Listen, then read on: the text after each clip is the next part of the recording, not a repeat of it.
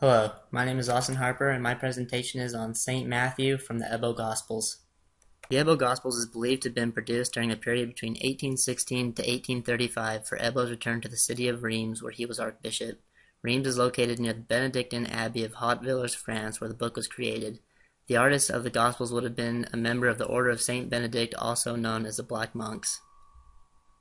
These works are considered to be pieces of Carolingian art. The Carolingian era can be defined as a time in which Charlemagne was emperor of Rome. In this depiction, St. Matthew exhibits an intense, anxious expression as he passionately inscribes preachings recited by the angel located in the upper right-hand corner. The winged man is the attribute related to Matthew in the book of Revelation. Next to the winged man we see two buildings that were inspired by classicism. In his left hand he holds an inkhorn, and in his right a stylus, which is common for this time period. The artist used the shivering style to give the painting a sense of rushed urgency. We can see this in the drapery of Matthew's robes. The folds are very small and extremely detailed.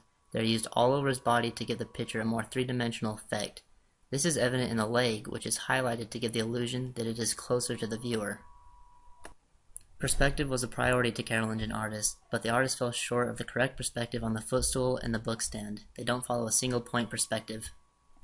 The shivering style was innovative for its time and came to distinguish the Reims school. The Utrecht Psalter was done in this style at the same school during the same period and is probably the most widely known piece by the Black Monks.